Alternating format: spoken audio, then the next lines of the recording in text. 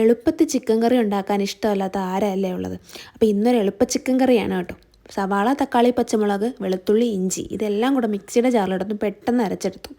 എന്നിട്ട് നമ്മുടെ എണ്ണ ഒഴിച്ച് അതിലേക്ക് നമ്മൾ ഈ സംഭവങ്ങളെല്ലാം ഒന്ന് ഇട്ട് നന്നായിട്ടൊന്ന് വഴറ്റി പച്ചമണമൊക്കെ ഒന്ന് മാറുന്ന വരെ ഒന്ന് എണ്ണയിലിട്ട് മൂപ്പിച്ചെടുത്തു കേട്ടോ.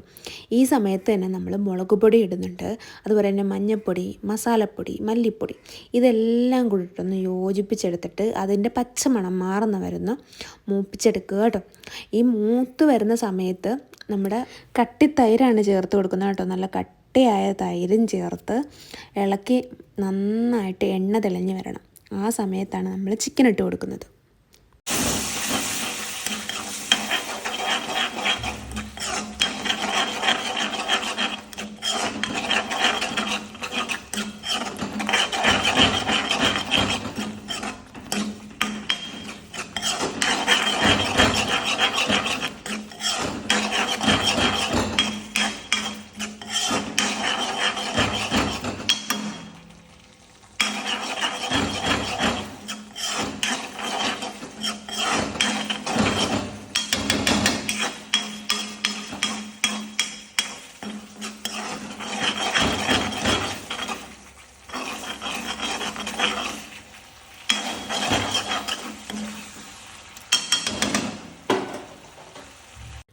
ഇപ്പോൾ ഏകദേശം എണ്ണ തെളിഞ്ഞ് വരാറായിട്ടുണ്ട്.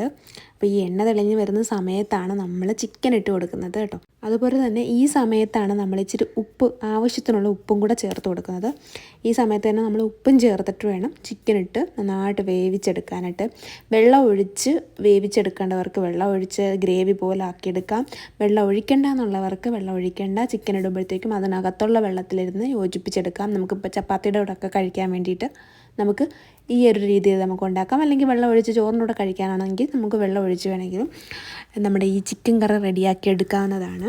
അപ്പോൾ ഞാനിവിടെ ഇച്ചിരി വെള്ളം ഒഴിക്കുന്നുണ്ട്, കാരണം ഇച്ചിരി കറിയായിട്ട് വേണമെന്നുള്ളത് കൊണ്ട് മാത്രം വെള്ളം ഒഴിച്ചിട്ടാണ് ഞാനിവിടെ കറിയായിട്ട് എടുക്കുകയാണ് കേട്ടോ. അപ്പോൾ നമ്മുടെ ചിക്കൻ കറി ഇവിടെ റെഡി ആയിട്ടുണ്ട്. എല്ലാവരും ട്രൈ ചെയ്ത് നോക്കണം. പെട്ടെന്നൊരു ചിക്കൻ കറി ഉണ്ടാക്കണമെന്ന് ചോദിച്ചു കഴിഞ്ഞാൽ പെട്ടെന്നൊരു ചിക്കൻ കറിയാണിത്. അപ്പോൾ നമുക്ക് ചപ്പാത്തിയുടെ കൂടെ കഴിക്കണമെങ്കിലും ചോറിൻ്റെ കൂടെ കഴിക്കണമെങ്കിൽ നമുക്ക് പെട്ടെന്ന് ചിക്കൻ കറി ഉണ്ടാക്കിയെടുക്കാനായിട്ട് സാധിക്കും. എല്ലാവരും ട്രൈ ചെയ്ത് നോക്കണം. നമ്മുടെ വീഡിയോ ഇഷ്ടപ്പെടുന്നുണ്ടെങ്കിൽ സബ്സ്ക്രൈബ് ചെയ്യാൻ മറക്കരുത്. മറ്റൊരു വീഡിയോ ആയിട്ട് വീണ്ടും കാണുന്നവരെ ബൈ.